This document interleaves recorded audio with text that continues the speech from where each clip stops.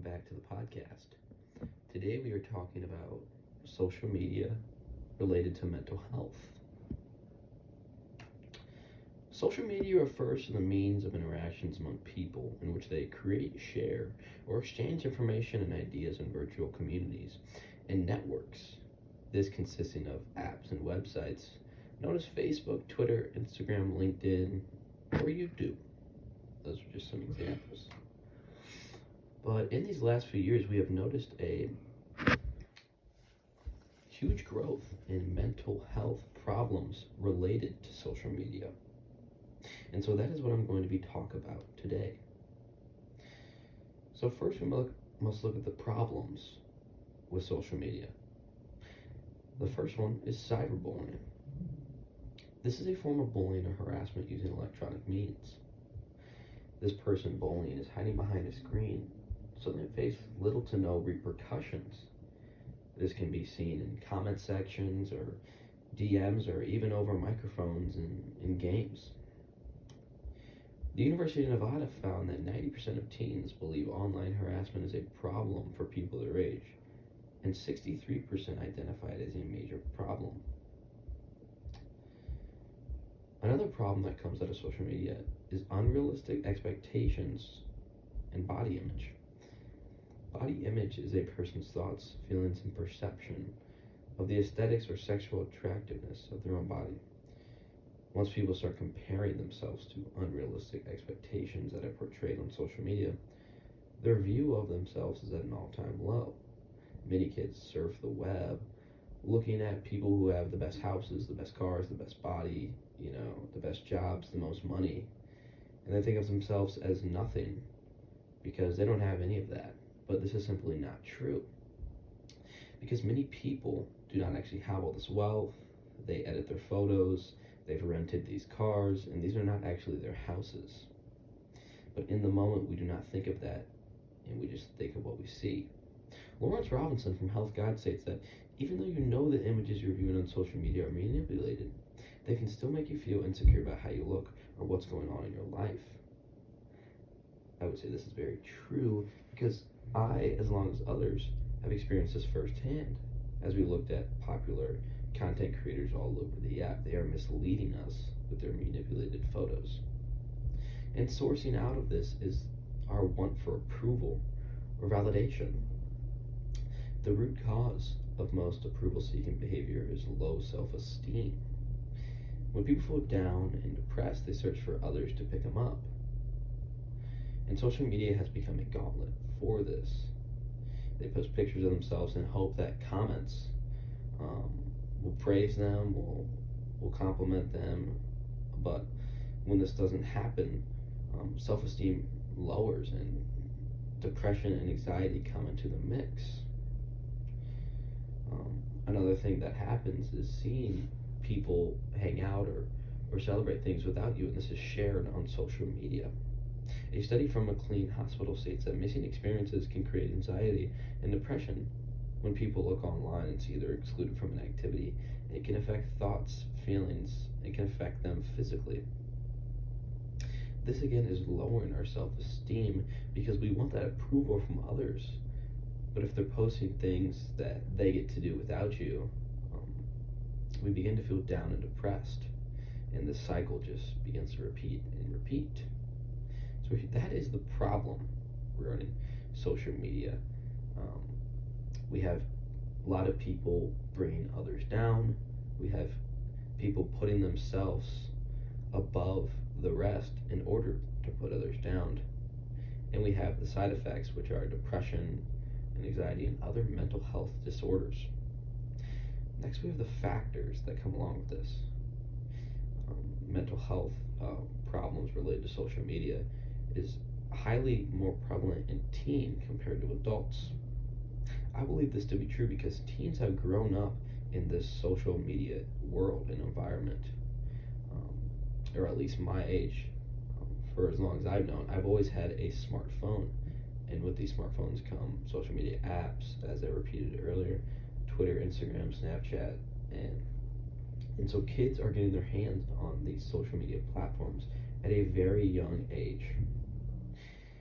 The National Institute of Mental Health reports that the lifetime prevalence of any mental disorder among adolescents is 49.5%, and 22.2% of adolescents will suffer from a severe mental impairment in their lifetimes.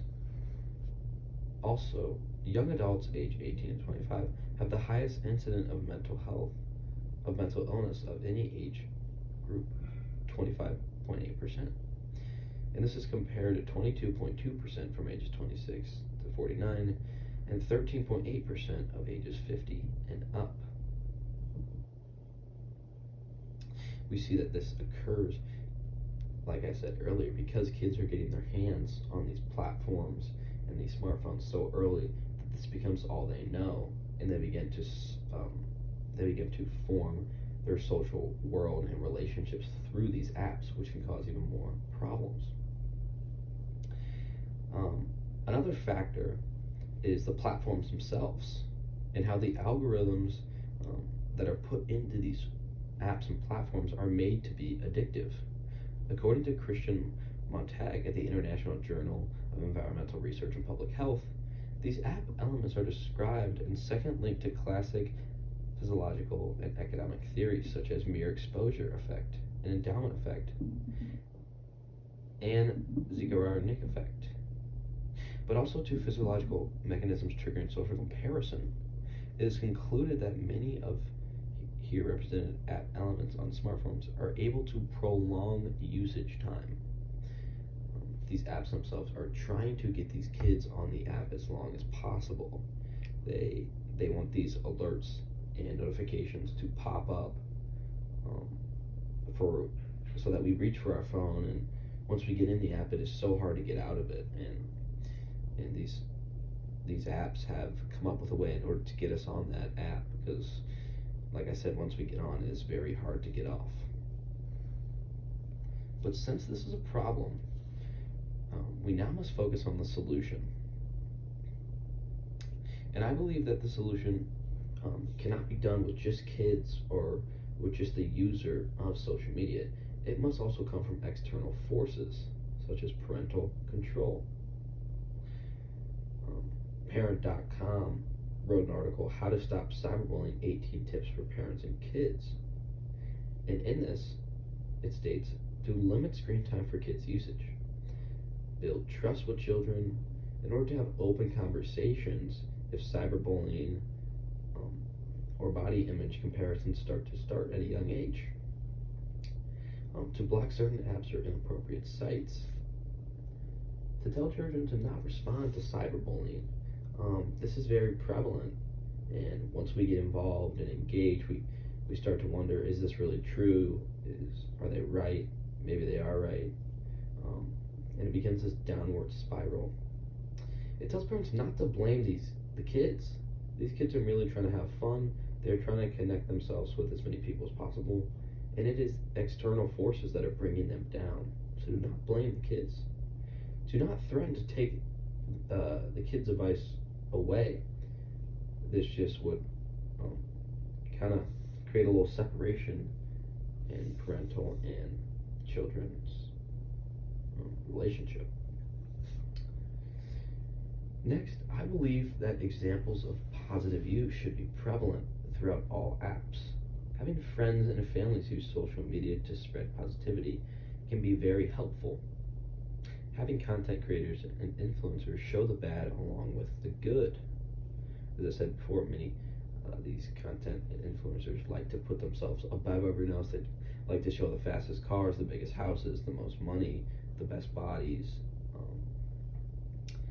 But this simply isn't true, and we know this isn't true. So I believe these creators should show their struggle, should show their bad, should show that their body isn't perfect, should show their house and these cars, they're not real. And like I said, these kids must know that not everything they see on social media is real, and to stop following the sources that are there to put you down. And lastly, I believe these app companies should care for user well-being. Sure, they want to keep these kids on the app to make revenue, and they want these apps to be addictive because I know firsthand that they work. If you open up TikTok, it's very hard to get out of there. But I believe that these apps should let these kids know that these apps are addictive. Um, a warning once you open the app that this app is addictive and can lead um, to mental health disorders or something of that nature. I like to bring up the example of cigarettes. When you buy a pack of cigarettes, it says that this product contains nicotine, and nicotine is an addictive chemical. I believe that we should have some of that because it shows that these apps care. These apps, sure, they want to make money, sure, they want to keep these kids on board, but at the end of the day, they know what these apps are producing and they know what these apps are doing to these kids. Well, thank you very much. That is my topic on social media related to mental health. I believe that there's a lot of work to be done throughout this problem, and I don't know if we'll definitely find a concrete solution in the near future, but I believe that warnings and parental control, like I stated earlier, can really help this problem reduce. Thank you very much.